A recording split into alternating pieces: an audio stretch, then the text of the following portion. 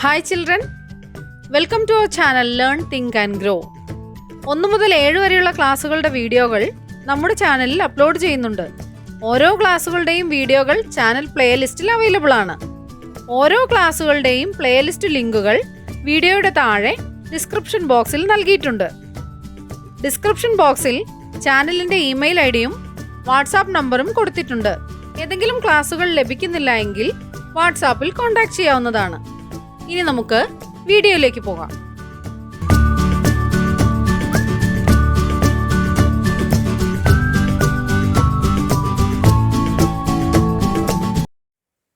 Unit 2 Tales and Tunes, Song of Songs, Activities. Read the following sentence from the story The Song of Songs. Very well, Ustadji, said Akbar, smiling into Tansen's half-scared eyes. If he doesn't come, I shall go to him myself. If he doesn't come, I shall go to him myself is a conditional sentence. പാഠഭാഗത്തിലെ ഒരു sentence ആണ് കൊടുത്തിരിക്കുന്നത്. If he doesn't come, I shall go to him myself ഒരു conditional sentence ആണ്. Conditional സെന്റൻസിന് 2 ഭാഗങ്ങളുണ്ട്. If ക്ലോസും main ക്ലോസും. If he doesn't come, അവൻ വന്നില്ലെങ്കിൽ, I shall go to him myself. If he doesn't come എന്നുള്ളതാണ് if close. I shall go to him എന്നുള്ളത് മെയിൻ ക്ലോസ് ആണ്. അവൻ വന്നില്ലെങ്കിൽ ഞാൻ അങ്ങോട്ട് പോവും. Read the conversation given below. Anil and Joy are both fans of music. They are talking about a music competition which they are going to watch. Let us listen to their conversation. അനിലും ജോയിയും അവർ കാണാൻ പോകുന്ന music കോമ്പറ്റീഷനെ കുറിച്ച് സംസാരിക്കുന്നതാണ് താഴെ തന്നിട്ടുള്ളത്. എന്താണ് പറയുന്നത് നോക്കാം. I think Shankar will win this competition. If he wins, he will get an opportunity to sing in films. If he sings in films, he will certainly become famous. Shankar കോമ്പറ്റീഷനിൽ വിജയിക്കുമെന്നാണ് ഞാൻ കരുതുന്നത്. If he wins, അവൻ വിജയിച്ചാൽ, he will get an opportunity to sing in films. അവൻ വിജയിക്കുകയാണെങ്കിൽ അവന് സിനിമയിൽ പാടാൻ അവസരം ലഭിക്കും. If he sings in films, അവൻ സിനിമയിൽ പാടിയാൽ, he will certainly become famous. എന്താവും? അവൻ തീർച്ചയായും ഫേമസ് ആവുമെന്ന് പറയുകയാണ്. ഇവിടെ ഏതാണ് കണ്ടീഷണൽ ക്ലോസ് ആയിട്ട് തന്നിട്ടുള്ളത്? If he wins, he will get an opportunity to sing in films. അവൻ വിജയിച്ചാൽ അവന് സിനിമയിൽ പാടാൻ അവസരം ലഭിക്കും. അത് നടക്കാൻ സാധ്യതയുള്ള ഒരു കണ്ടീഷനാണ്, പോസിബിൾ കണ്ടീഷനാണ്. അടുത്ത കണ്ടീഷൻ ഏതാണ് പറയുന്നത്? If he sings in films, സിനിമയിൽ പാടിയാൽ, he will certainly become famous. അവൻ തീർച്ചയായും പ്രശസ്തനാവും. സിനിമയാൽ പാടിയാൽ മാത്രമേ പ്രശസ്തനാവുകയുള്ളൂ. നടക്കാൻ സാധ്യതയുള്ള ഒരു കണ്ടീഷനാണ്. അടുത്തയാൾ എന്താണ് പറയുന്നത്? No, I don't think so. ഇല്ല, ഞാൻ അങ്ങനെ ചിന്തിക്കുന്നില്ല. I hope Aswathy will be the winner. Aswathy വിജയിക്കുമെന്നാണ് ഞാൻ കരുതുന്നത്. She will get an apartment if she wins the competition. ഇവിടെ ഏതാണ് conditional sentence? She will get an apartment if she wins the competition. അവൾ കോമ്പറ്റീഷനിൽ ജയിക്കുകയാണെങ്കിൽ അവൾക്ക് ഒരു അപ്പാർട്ട്മെന്റ് കിട്ടും എന്നാണ് പറഞ്ഞിരിക്കുന്നത്. If she wins the competition, she will get an apartment. എന്നിട്ട് അവൻ എന്താണ് പറഞ്ഞത്? She comes from a very poor family. അവൾ വളരെ പാവപ്പെട്ട വീട്ടിലേതാണ്. അവളാണ് ജയിക്കുന്നതെങ്കിൽ അവൾക്ക് ഒരു അപ്പാർട്ട്മെന്റ് കിട്ടും. അപ്പോൾ ഇവിടെ പറഞ്ഞിരിക്കുന്ന ക്ലോസ് ആദ്യം പറഞ്ഞതിൻ്റെ സ്ട്രക്ചറിൽ നിന്ന് വ്യത്യസ്തമായിട്ടാണ് കൊടുത്തിരിക്കുന്നത്. 2 രീതിയിലും എഴുതാം. She will get an apartment if she wins the competition എന്നും എഴുതാം. If she wins the competition, she will get an apartment എന്നും എഴുതാം. Arun and Joy are on the way to the stadium. They miss the bus. The next bus is only after an hour. Their friend Rita talks to them. അരുണും ജോയിയും സ്റ്റേഡിയത്തിലേക്ക് പോകുന്ന വഴിയാണ്. അവർക്ക് bus മിസ്സായി. അടുത്ത ബസ് 1 മണിക്കൂർ കഴിഞ്ഞേ ഉള്ളൂ. അപ്പോൾ അവർ അവരുടെ ഫ്രണ്ട് റിതയുമായി സംസാരിക്കുകയാണ്. എന്താണ് സംസാരിക്കുന്നത്? If I were you, I wouldn't wait for the bus. I would walk. നിങ്ങളുടെ സ്ഥാനത്ത് ഞാനായിരുന്നെങ്കിൽ ഞാൻ ബസ്സിന് കാത്തു നിൽക്കില്ലായിരുന്നു, ഞാൻ നടന്നു പോവുമായിരുന്നു എന്നാണ് അവൾ പറയുന്നത്. ഇവിടെ ഇഫ് ക്ലോസ് ഏതാണ്? If I were you, I wouldn't wait for the bus. തൊട്ടു മുൻപ് നമ്മൾ പറഞ്ഞ ഇഫ് ക്ലോസും ഇതും തമ്മിലുള്ള വ്യത്യാസം എന്താണ്? If he wins, he will get an opportunity to sing in films. അത് നടക്കാൻ സാധ്യതയുള്ള ഒരു കണ്ടീഷണൽ സെന്റൻസ് ആണ്, പോസിബിൾ കണ്ടീഷൻ ആണ്. ഇതോ റിത എന്താണ് പറയുന്നത്? If I were you, നിങ്ങളുടെ സ്ഥാനത്ത് ഞാനായിരുന്നെങ്കിൽ. I wouldn't wait for the bus. അത് നടക്കാൻ സാധ്യതയുള്ള കാര്യമാണോ? അല്ല, നടക്കാൻ സാധ്യത ഇല്ലാത്ത കാര്യമാണ്. ഇമാജിനറി കണ്ടീഷൻ എന്നാണ് അതിന് പറയുന്നത്. We don't have time. If we walked, it would take us an hour to reach there. ഇവിടെ ഏതാണ് conditional sentence? If we walked, it would take us an hour to reach there. ഏത് തരത്തിലുള്ള കണ്ടീഷനാണത്? Imaginary കണ്ടീഷനാണ്. If we walked, നമ്മൾ നടന്നിരുന്നെങ്കിൽ. നടന്നോ? ഇല്ല, നടന്നിട്ടില്ല. നമ്മൾ നടന്നിരുന്നെങ്കിൽ നമുക്കവിടെ എത്താൻ 1 മണിക്കൂർ വേണ്ടി വരുമായിരുന്നു. അപ്പോൾ അത് ഇമാജിനറി കണ്ടീഷനാണ്. കണ്ടീഷണൽ സെന്റൻസിന്റെ 2 ടൈപ്പാണ് നമ്മൾ ഇവിടെ കണ്ടത്. ഫസ്റ്റ് ടൈപ്പ് ഏതായിരുന്നു? If he wins, he will get an opportunity to sing in films. നടക്കാൻ സാധ്യതയുള്ള കണ്ടീഷൻ. രണ്ടാമത്തെ ടൈപ്പോ? If we walked, it would take an hour to reach there. നടക്കാൻ സാധ്യതയില്ലാത്ത കണ്ടീഷൻ. പോസിബിൾ ആയിട്ടുള്ള കണ്ടീഷൻസ് പറയുമ്പോൾ ഇഫ് ക്ലോസിൽ നമ്മൾ ഉപയോഗിക്കുന്നത് സിമ്പിൾ പ്രസന്റ് ടെൻസ് ആണ്. ഇഫ് ഹി വിൻസ് എന്നാണ് ഇവിടെ ഉപയോഗിച്ചിരിക്കുന്നത്.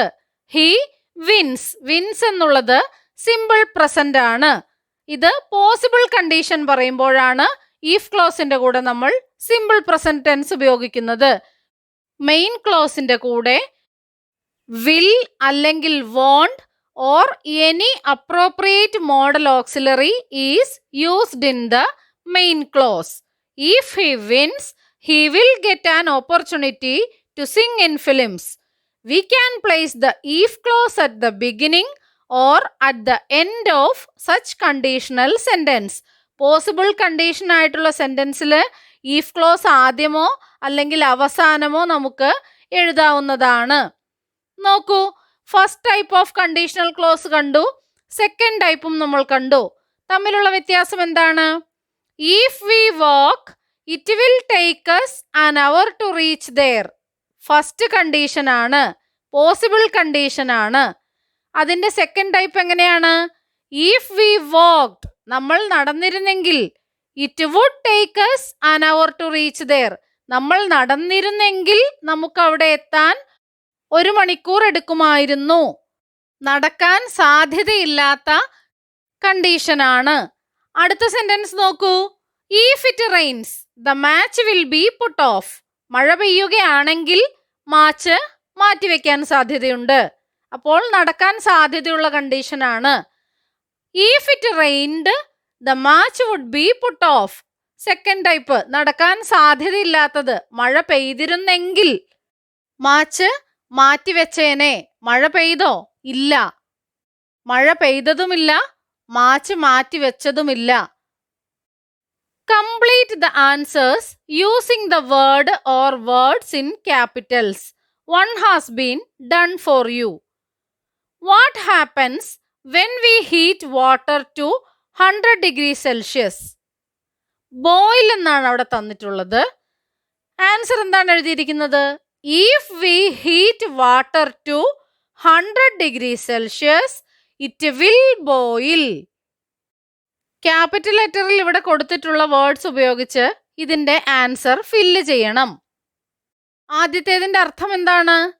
If we heat water to 100 degree Celsius, 100 degree സെൽഷ്യസോളം നമ്മൾ വെള്ളം ചൂടാക്കുകയാണെങ്കിൽ ഇറ്റ് വിൽ ബോയിൽ, അത് തിളയ്ക്കും.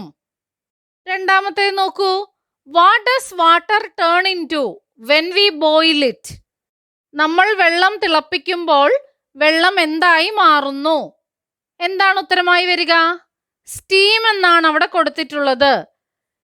If we boil the water it will turn into steam. If we boil the water it will turn into steam. അടുത്തത് നോക്കൂ.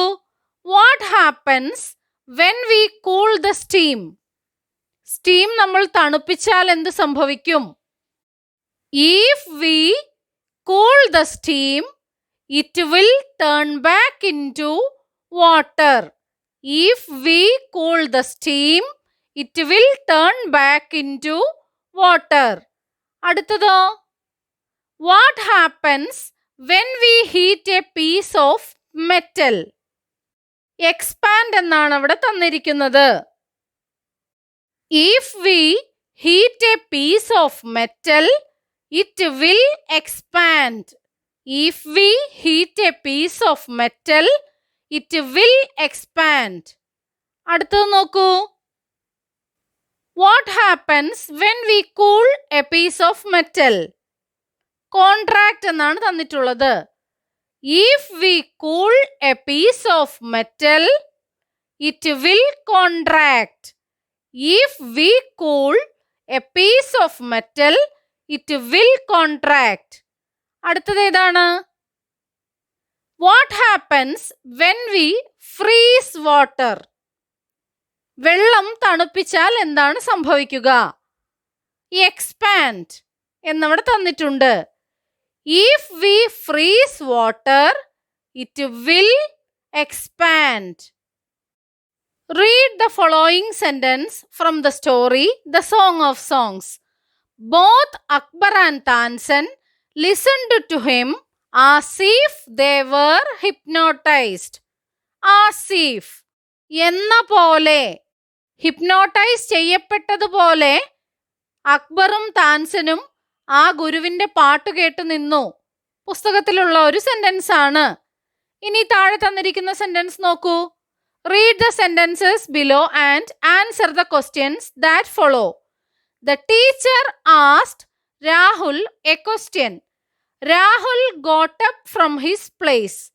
He looked as if he knew the answer, but he did not say a word. Teacher രാഹുലിനോട് question ചോദിച്ചു. ഉത്തരം അറിയാം എന്ന പോലെ രാഹുൽ അവിടെ നിന്ന് എഴുന്നേറ്റ് നിന്നു. പക്ഷെ അവനൊന്നും പറഞ്ഞില്ല. Did Rahul know the answer? No, Rahul did not know the answer. രാഹുലിന് ആൻസർ അറിയുന്നത് പോലെയാണ് അവൻ എണീറ്റ് നിന്നത്. അവന്റെ മുഖഭാവം കണ്ടാൽ അവന് ആൻസർ അറിയാം. യഥാർത്ഥത്തിൽ അവൻ ആൻസർ അറിയുമോ? ഇല്ല.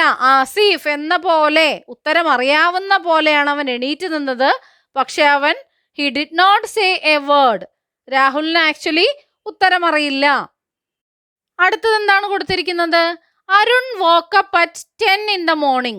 He slowly put on his dress to go out for a walk. He looked as if he hadn't slept for days. Arun രാവിലെ 10 മണിക്കാണ് എഴുന്നേറ്റത്. എന്നിട്ട് പതിയെ നടക്കാൻ പോകുന്നതിനായി ഡ്രസ്സൊക്കെ ചെയ്തു. He looked as if he hadn't slept for days. അവനെ കണ്ടാലോ അവൻ ദിവസങ്ങളായി ഉറങ്ങിയിട്ടില്ല എന്ന പോലെയാണ്. Did Arun have a good sleep? Arun നന്നായാണോ ഉറങ്ങിയത്? No, Arun didn't have a good sleep. Arun didn't have a good sleep. John treats Mary as if she were his servant. മേരിയെ സെർവൻറ്റിനെ എന്ന പോലെയാണ് ജോൺ ട്രീറ്റ് ചെയ്യാറുള്ളത്. Is Mary John servant? ജോണിന്റെ servant ആണോ Mary? No, Mary is not John servant. Mary is not John servant. Anil behaves as if he owned the house. അനിലാണ് വീടിന്റെ ഉടമസ്ഥൻ എന്ന രീതിയിലാണ് അവൻ പെരുമാറുന്നത്. Is Anil the owner of the house? അനിലാണോ ആ വീടിന്റെ owner? No, Anil is not the owner of the house. അനിലല്ല ആ വീടിന്റെ owner. Study the following sentences. He looked as if he knew the answer. He looked as if he hadn't slept for days. John treats Mary as if she were his servant. Anil behaves as if he owned the house. We use the past tense after as if to indicate improbability or doubt. സംശയത്തെയോ നടക്കാൻ സാധ്യതയില്ലാത്തതിനെയോ കാണിക്കുന്നതിനായി ആസിഫിന് ശേഷം നമ്മൾ ഉപയോഗിക്കുന്നത് past tense ആണ്. ആദ്യത്തേതിൽ നോക്കൂ, Asif he knew. New എന്നുള്ളത് നോയുടെ past tense ആണ്. As if he hadn't slept, past tense ആണ് ഉപയോഗിച്ചിരിക്കുന്നത്. As if she were his servant. Were past tense ആണ്. Anil behaves as if he owned the house. Owned past tense ആണ്. Both as if and as though mean the same. ആസിഫും ആസ്ദോയും ഒരേ അർത്ഥത്തിലാണ് ഉപയോഗിക്കുന്നത്. ആസിഫിനും ആസ്ദോയ്ക്കും ശേഷം പാസ്റ്റ് ടെൻസ് ആണ് വരുന്നതെങ്കിൽ അൺറിയൽ, റിയൽ അല്ലാത്തത്, യഥാർത്ഥത്തിൽ സംഭവിക്കാനിടയില്ലാത്ത സിറ്റുവേഷനെ കാണിക്കുന്നതിനായി ഉപയോഗിക്കുന്നു. As if or as though is used to describe how a situation seems to be. Example നോക്കൂ. She looked as if she knew the answer. അവൾ എങ്ങനെയാണ് കാണപ്പെട്ടത്? അവൾക്ക് ഉത്തരം അറിയാവുന്നതുപോലെ. യഥാർത്ഥത്തിൽ അവൾക്ക് ഉത്തരം അറിയാമോ? ഇല്ല. Complete the following sentences using as if. He is rich but he walked dash poor. എങ്ങനെയാണ് വരിക? He is rich but he walked as if he were poor. അടുത്തതോ, Raju treats Roy dash servant. Raju treats Roy as if he were his servant. as if he were his servant. അടുത്തതോ, we laughed dash joke. we laughed as if we heard a joke. We laughed as if we heard a joke. അടുത്തത് നോക്കൂ. He lay on the floor dash dead. He lay on the floor as if he were dead. അടുത്തതൊരു listening task ആണ്. Listen to the songs. Choose the appropriate word from the box below and fill in the gaps. ഏതൊക്കെ വേർഡാണ് ബോക്സിൽ കൊടുത്തിരിക്കുന്നത്? Over, down, on, to, in, for, with, by, of. ഏതൊക്കെയാ വരുന്നതെന്ന് നോക്കാം. Lucy in the sky with diamonds by Beatles. Picture yourself in a boat on a river with tangerine trees and marmalade skies. Somebody calls you, you answer quite slowly. A girl with kaleidoscope eyes. Cellophane flowers of yellow and green towering over your head. Look for the girl with the sun in her eyes. And she is gone. Lucy in the sky with diamonds. Lucy in the sky with diamonds. Lucy in the sky with diamonds. Follow her down to a bridge by a fountain where rocking horse people eat marshmallow peas. Everyone smiles as you drift past the flowers that grow so incredibly high. Newspaper taxis appear on the shore, waiting to take you away. Climb in the back with your head in the clouds, and you are gone. Lucy in the sky with diamonds. Lucy in the sky with diamonds. Lucy in the sky with diamonds. അടുത്തത് listening task 2. Somewhere over the rainbow. Somewhere over the rainbow, way up high, there's a land that I heard of once in a lullaby. Somewhere over the rainbow, skies are blue, and the dreams that you dare to dream really do come true. Someday I'll wish upon a star and wake up where the clouds are far behind me, where troubles melt like lemon drops away above the chimney tops. That's where you will find me, somewhere over the rainbow. Bluebirds fly, birds fly over the rainbow. Why then, oh, why can't I? If happy little bluebirds fly beyond the rainbow, why, oh, why can't I? അടുത്തത് നോക്കാം. Read the passage carefully.